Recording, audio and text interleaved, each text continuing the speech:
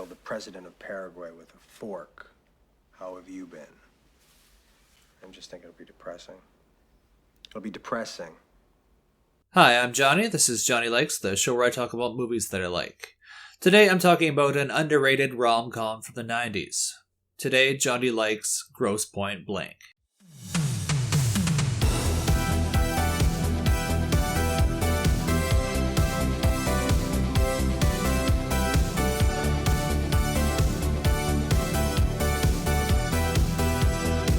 You tell him, Johnny. You tell the world. Grosse Pointe Blank stars John Cusack as Martin Blank, a professional hitman who is attending his 10-year high school reunion for both personal and professional reasons. He has some unfinished business with Debbie Newberry, his high school sweetheart who he stood up on prom night. He also must dodge fellow hitman to pull off one last job. So I haven't seen this one since the 90s. I saw it in theater and maybe once on video, and I don't have too much of a memory of it other than enjoying it at the time.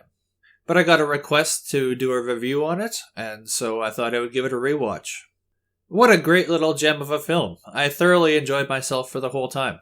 The dialogue is snappy and clever, but never unrealistically so, like Veep or Archer. Whole grain pancakes and an egg white omelet, please. What would you like in your omelet? Nothing in the omelet, nothing at all. Well, that's not technically an omelet. Well, I don't want to get into a semantic argument over it. I just want the protein, all right? I'm getting a Black Cat Friday the 13th kind of feeling about this one. It's in Detroit. You can take care of business and stop by Grosse Pointe for your reading. Look, Sergeant Pepper. The story is original and holds up very well, and it was very funny and it had some heart. John Cusack and Minnie Driver make a fantastic pair. I'll just let myself out.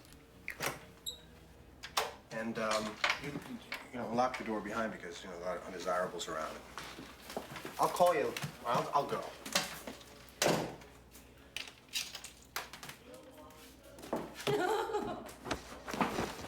They have legitimate chemistry on screen. They were absolutely charming to watch whenever they shared the screen.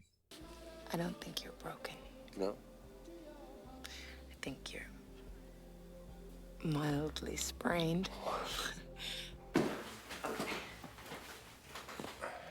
Keep your feet low. I remember. Oh, it's been 10 years.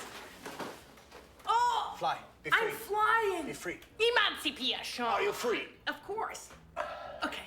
Cusack is a likable actor and he is in fine form here. He's able to convincingly kill people while also remaining charming and boyish. But you do get the sense that he has set up some major psychological boundaries, and that he has maybe a few issues. Minnie Driver was fantastic. I think her character should have been a little bit more angry and cautious with Blank. I know I would be considering the situation. I would have also liked to see a little bit more of her solo, coming to terms with Blank being back in town. That's not her fault though, and it might have dragged down the pace of the film anyways. Dan Aykroyd is energetic and hilarious as Cusack's competition, Grocer. Grocer and Blank are friendly, but not too friendly. The running joke is that whenever they are talking to each other in person, they always have their hand on a gun or real close to a gun. Joan Cusack was also funny as Blank's secretary, who was able to switch modes from friendly receptionist to angry dragon in a heartbeat. Hank Azaria and K. Todd Friedman were likable as the partners who work for the NSA and are following Blank. They had a great moment where they make Aykroyd hide in a bathroom stall, and it made me genuinely laugh. Ellen Arkin as Blank's unwilling psychiatrist was also funny. You feel for the guy, because he wants to help Cusack, but he also wants nothing to do with a hired killer.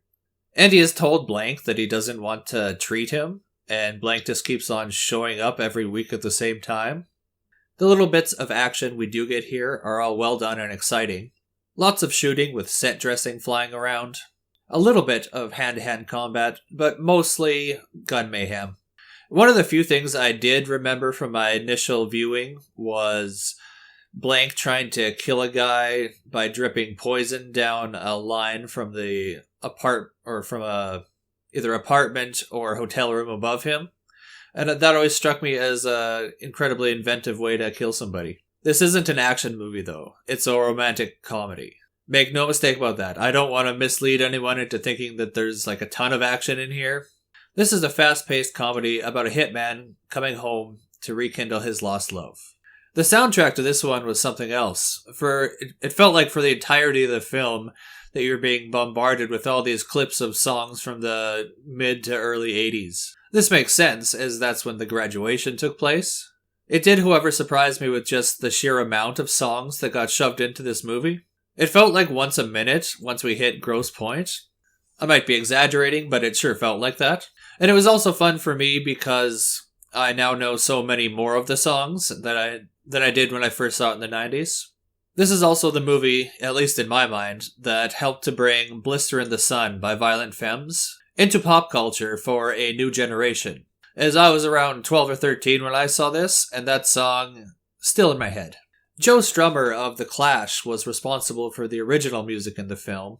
I didn't really notice the score side of the soundtrack, I noticed much more of the needle drop side, and I don't know if he was responsible for compiling these songs that are featured, or if it was more of a group effort behind the scenes. Neither way would surprise me, as this is an eclectic mix of tracks. And I could easily see it bringing back memories if you went to high school around the time.